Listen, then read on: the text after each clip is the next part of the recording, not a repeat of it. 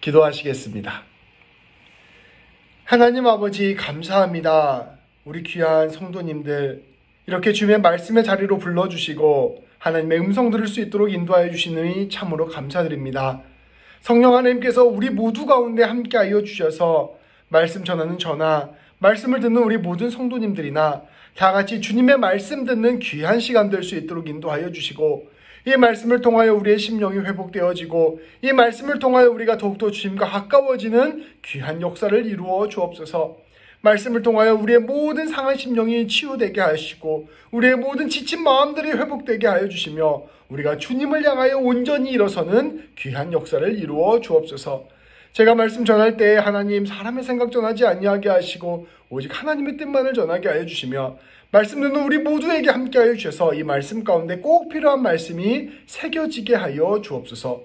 우리 주님 예수님의 이름으로 기도합니다. 아멘. 오늘 말씀은 은혜를 깨닫고 은혜를 나누는 삶입니다. 이제 갈라디아서 마지막 장 6장 말씀에 들어섰습니다. 우리가 계속해서 나누었지만 이 갈라디아서 말씀은 갈라디아 교회에 쓴 바울의 편지입니다. 갈라디아 교회는 바울이 1차 전도 여행 때 세운 바울의 첫사랑과 같은 교회입니다. 바울이 그곳을 온 마음과 정성을 다해 섬겼고 사랑과 헌신을 통하여 교회를 세웠습니다. 그러나 바울이 다른 곳으로 전도하러 간 사이에 갈라디아 교회에 거짓 교사들, 거짓 선교사들이 들어왔습니다. 이들은 바울의 복음을 왜곡하였고 심지어 바울의 사도권도 부정하였습니다. 바울이 온 마음과 정성을 다해 세운 그 교회가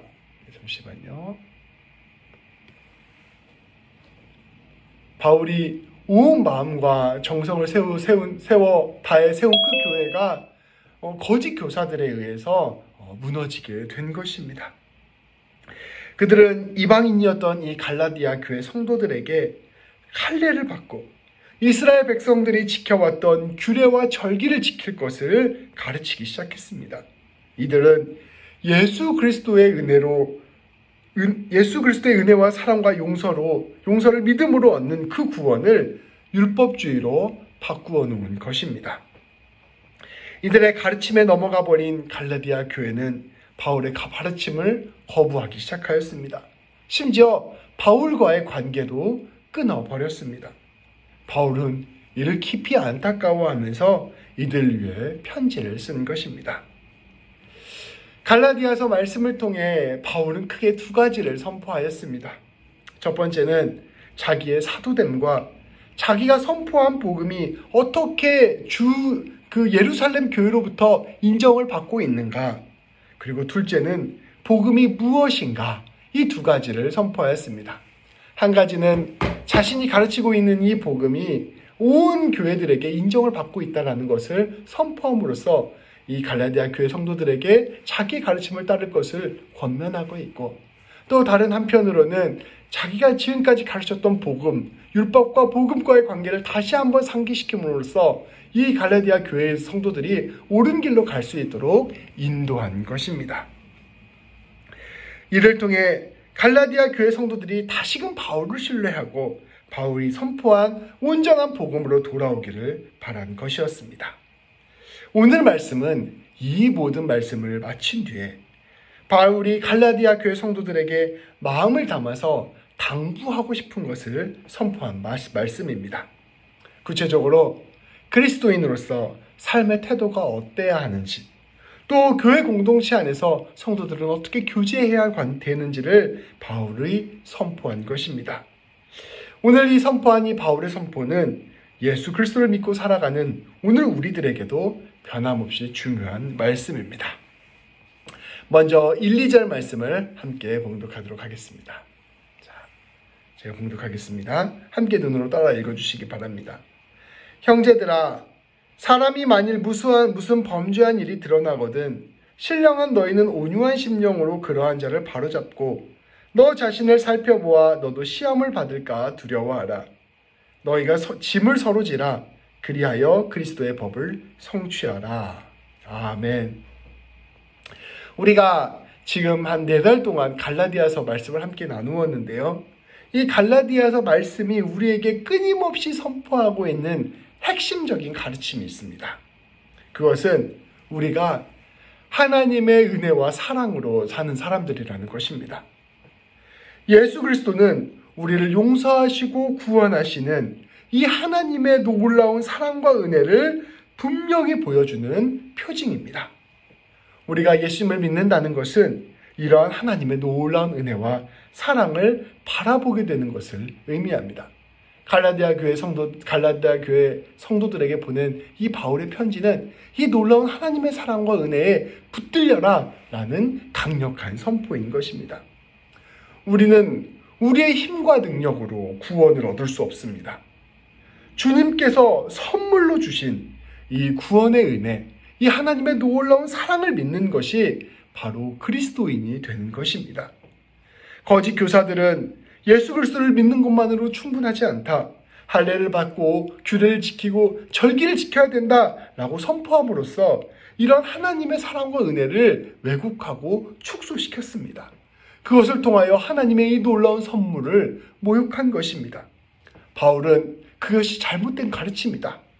우리가 예수님을 통해 드러난 이 하나님의 충만한 은혜와 사랑을 바라보는 것이 전부이다라고 선포하고 있는 것입니다. 그리고 그 은혜와 사랑을 바라보기 위하여 성령 충만해야 된다라고 우리에게 선포하고 있는 것입니다. 우리는 더 이상 구원을 받기 위해서, 복을 받기 위해서 어떻게 하면 내가 구원을 받을 수 있을까? 어떻게 하면 하나님 주시는 복을 받을 수 있을까? 이렇게 두렵고 떨리는 마음으로, 불안한 마음으로 하나님을 따르는 사람들이 아닙니다. 우리는 오히려 이 충만한 성령 충만함 속에서 성령님께서 깨닫게 해주시는 그 하나님의 놀라운 은혜에 감격하여 기쁨으로 하나님을 믿고 따라가는 사람들입니다. 우리가 뭘 해야 하나님이 구원을 주시는 것이 아니라 예수 그리스도로 말미암아 우리에게 전적으로 선물로 구원을 주신 것입니다. 그 놀라운 하나님의 사랑에 감격하여 따라가는 것, 그것이 바로 그리스도인의 삶이다. 바울이 선포하고 있는 것입니다. 바울은 그렇게 우리가 살아갈 때 우리 안에서 성령님이 주시는 성령의 열매를 맺게 된다 선포합니다. 하나님의 사랑을 아는 사람이 맺게 되는 삶은 이러한 사랑과 은혜에 반응하는 삶, 성령의 열매를 맺는 삶입니다. 바울은 이와 같은 성령의 열매를 선포하면서 이 성령의 열매를 가진 사람의 중요한 특징이 있다라고 선포하고 있습니다. 그것은 다름 아닌 이웃을 겸손함과 사랑으로 대하는 것입니다. 우리가 예수님을 믿는다는 것은 이러한 사람이 되는 것입니다. 내가 용서받은 사람이구나. 내가 전적으로 구원을 받은 사람이구나. 내가 하나님의 선물과 하나님의 은혜와 사랑을 받은 사람이구나 라는 것을 깨닫고 그 안에서 겸손할 수밖에 없게 되는 사람, 이것이 바로 예수님 믿는 사람들입니다. 내가 이처럼 사랑을 받았기에 나도 자연스럽게 사랑을 베풀며 살아가는 사람, 이것이 바로 예수님 믿는 사람입니다. 그렇기에 예수님 믿는 사람, 하나님의 은혜 가운데 거하는 사람은 넉넉한 품으로 사람을 포용하고 인내로 사람을 믿고 기다려주는 사람이 되는 것입니다. 바울은 1, 2절 말씀을 통해 이러한 사람의 특징을 그대로 보여주고 있습니다. 오늘 이 1, 2절 말씀을 제가 조금 더 풀어서 선포해 보도록 하겠습니다. 바울이 이렇게 이야기하는 것입니다. 형제 자매 여러분, 어떤 사람이 어떤 범죄한 일이 드러난다고 합시다.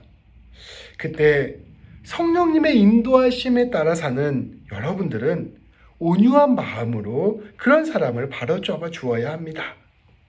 그를 사랑하는 마음으로 품고 하나님께서 주시는 겸손한 지혜로 그를 바른 길로 인도해 주어야 합니다. 마치 하나님께서 우리를 책망하고 다그침을 통하여 먼저 바꾸시는 것이 아니라 먼저 우리를 사랑해 주시고 우리를 용서하여 주셔서 우리를 변화시켜 주신 것처럼 우리도 우리의 이웃을 그렇게 대해야 하는 것입니다. 또한 우리는 다른 사람을 살펴보기 전에 우리 스스로를 먼저 살펴보아야 합니다. 내가 죄를 짓고자 하는 유혹이 없는지, 욕망대로 살아가고자 하는 유혹이 없는지, 나아가 누구를 정죄하고 싶어하는 유혹이 없는지, 미워하고자 하는 유혹이 없는지, 나를 높이고자 하는 유혹이 없는지를 살펴보아야 합니다.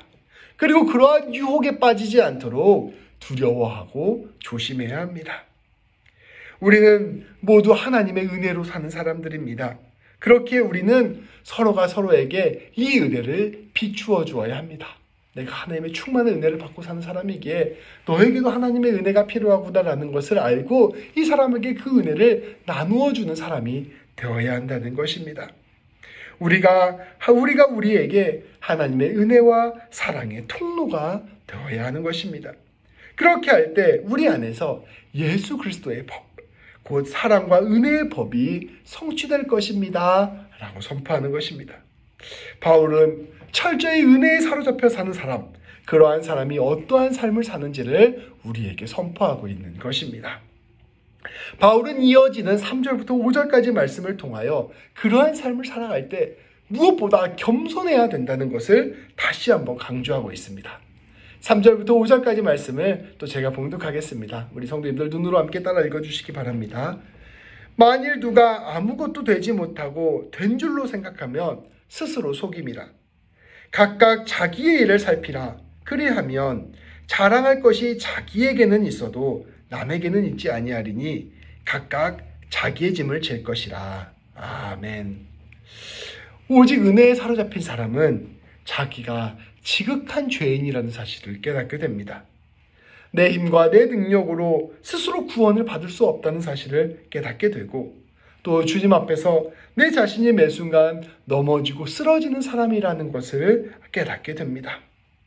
우리가 아무리 율법을 지키려고 하더라도 우리가 하나님의 의의를 충족시켜 줄 수 없는 사람이라는 사실을 알게 되고 또 내 안에 있는 마음속 깊은 곳에 있는 이 교만과 자만과 헛된 욕망으로부터 온전히 거룩해질 수 없음을 우리는 알게 됩니다. 그러한 우리를 우리 하나님께서 지극히 사랑해 주셔서 우리를 죄와 사망의 권세로부터 구하여 내주신 것입니다. 그리고 우리에게 은혜를 부어주셔서 의롭다 칭해 주셨고 우리의 모든 생명과 삶을 주관하시고 책임져 주셨음을 알게 됩니다. 우리가 하나님의 은혜 앞에서 하나님께 드릴 수 있는 것은 오직 감사와 찬양뿐입니다.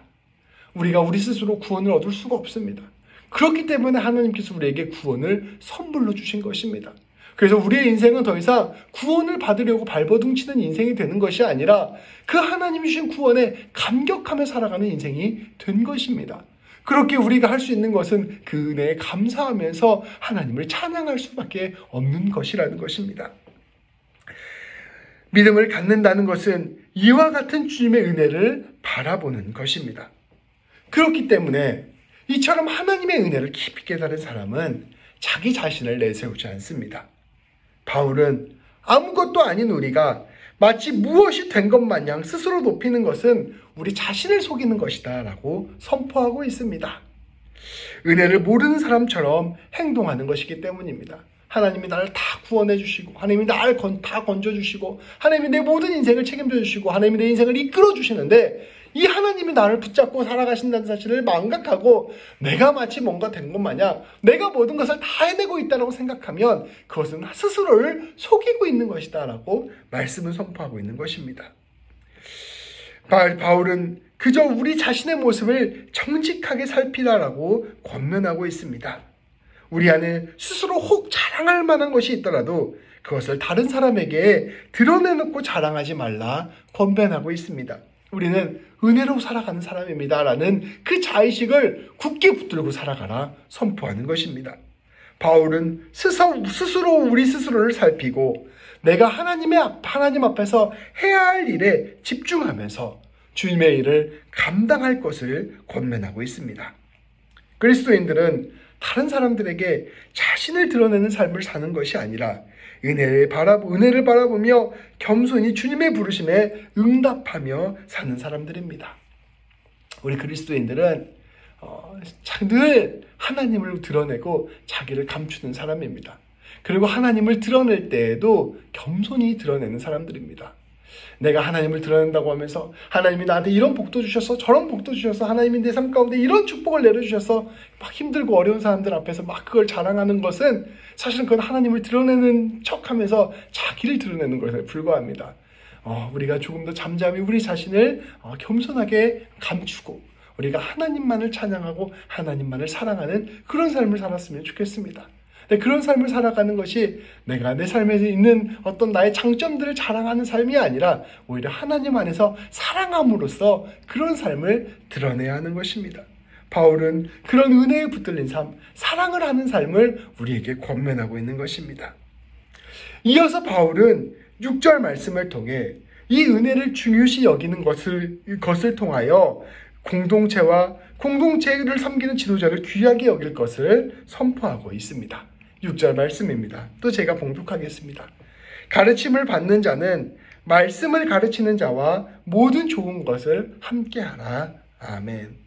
이 말씀은 목회자를 향한 무조건적인 섬김과 나눔을 가르치는 것이 아닙니다. 그것이 아니라 은혜를 귀하게 여기는 마음으로 그 은혜를 함께 바라보도록 돕는 이가 그 역할을 잘 감당하도록 도우라는 말씀입니다.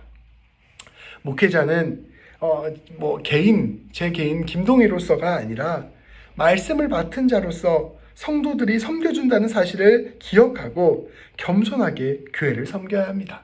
우리 성도님들이 혹 저를 섬겨주신다면 사실 늘 섬겨주시는데 이 섬겨주시는 것이 있다면 그것이 어떤 인간 김동희에 대한 섬김과 사랑 이전에 말씀을 맡은 자에 대한 섬김과 사랑임을 기억하고 겸손한 마음으로 내 자신을 드러내는 것이 아니라 이 일을 최선을 다해 감당할 수 있도록 최선을 다해야 된다는 것입니다. 그게 목회자가 받은 소명이요 사명인 것입니다.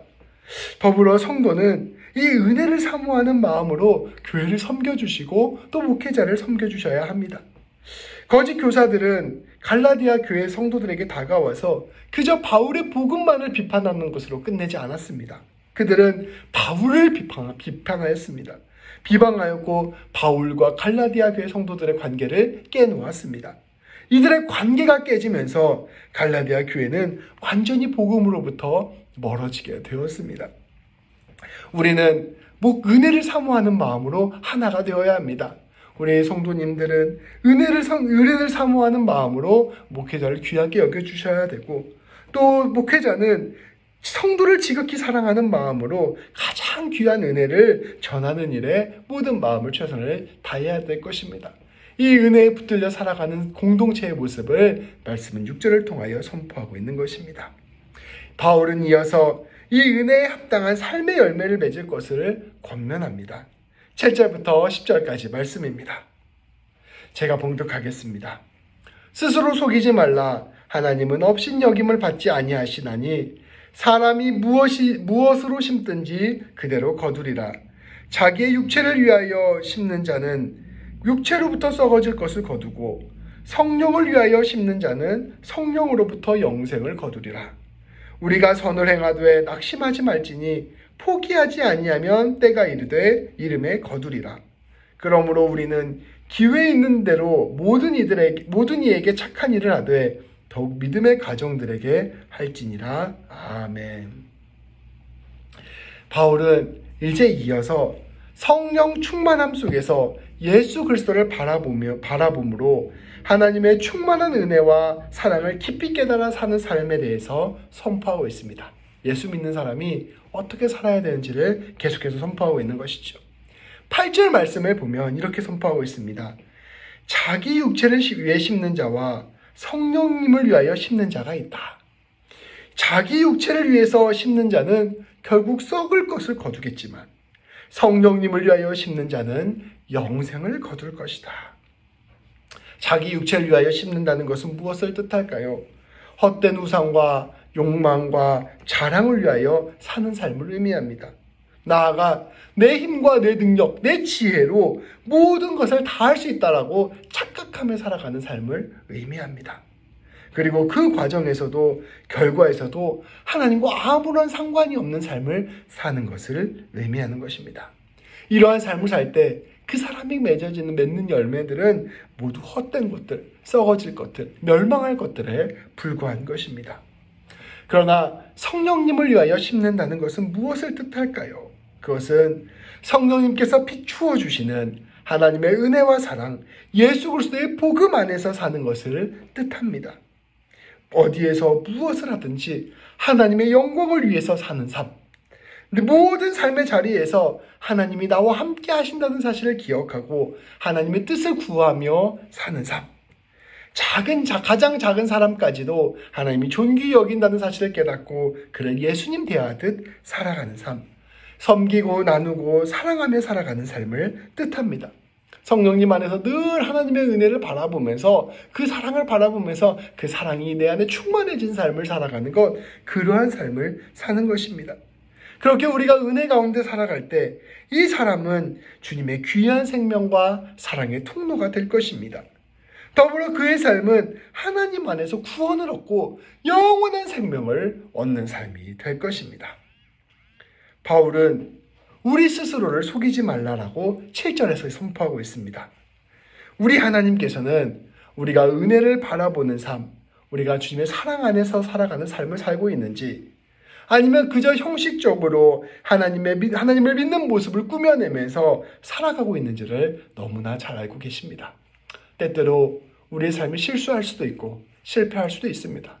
여전히 우리의 연약함이 남아있고 여전히 우리의 부족함이 남아있어서 하나님이 말씀하신 대로 살지 못할 수도 있습니다. 그러나 우리의 마음의 중심이 내가 하나님의 은혜를 갈망하며 살아가고 내가 하나님의 은혜를 붙들고 살아가고자 하는 마음으로 향하고 있는지, 아니면 내가 겉은 그럴싸해 보여도 내 마음에 하나님의 은혜와 사랑에 대한 무관심으로 살아가고 있는지 우리 하나님은 알고 계신다는 것입니다. 우리는 늘 주님의 은혜가 필요한 사람이라는 사실을 기억해야 합니다. 그리고 이 은혜를 항상 구하는 삶을 살아야 할 것입니다. 주님, 저를 좀 불쌍히 여겨주십시오. 주님, 저는 죄인입니다. 주님, 저는 오늘도 은혜가 필요합니다. 주님, 저는 오늘도 주님이 붙들어 주셔야 됩니다. 이런 마음의 고백을 늘 품고 사는 사람, 이런 마음의 고백이 심장이 뛰듯이 같이 고백되어지는 사람, 이런 사람이 되어야 한다는 것입니다.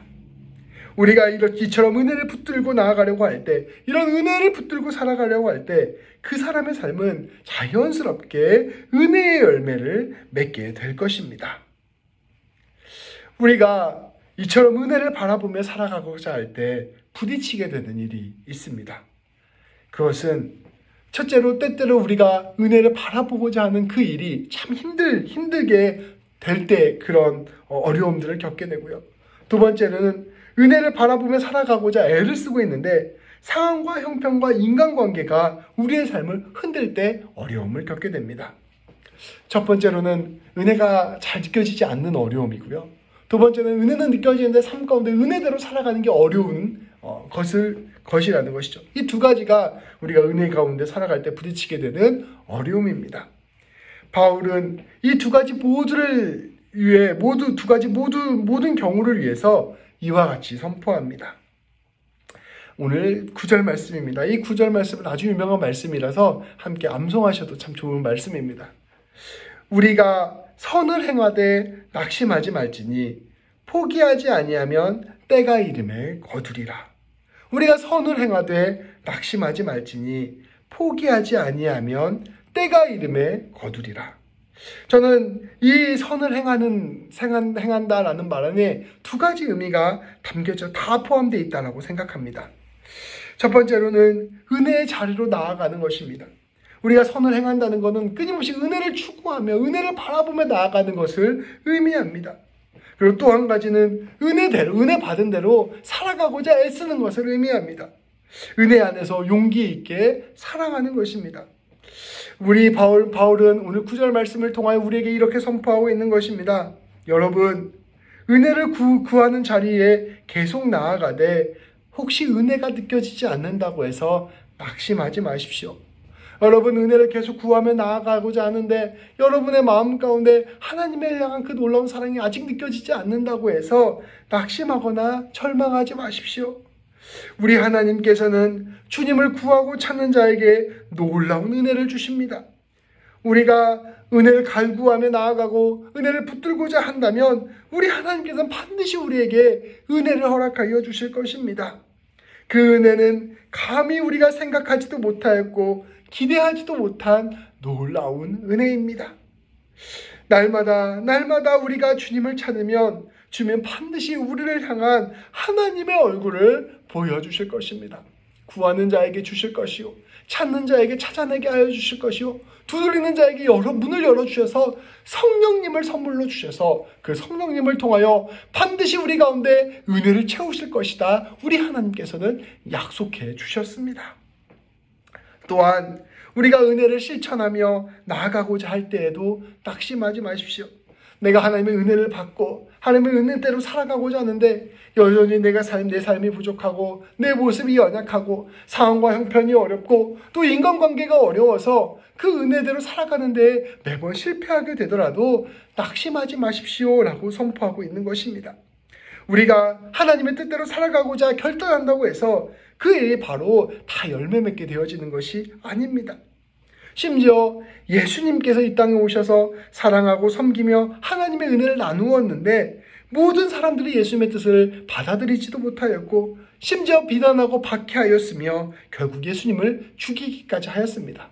우리가 은혜대로 살아가고자 막 했으면 곳곳마다 사람들이 변화되고 세상이 변화되고 하나님의 나라가 이루어지는 것이 아니라 오히려 박해가 시작되고 어려움이 시작되고 영적 전투가 시작되는 것입니다. 우리는 낙심하거나 포기하지 말아야 됩니다.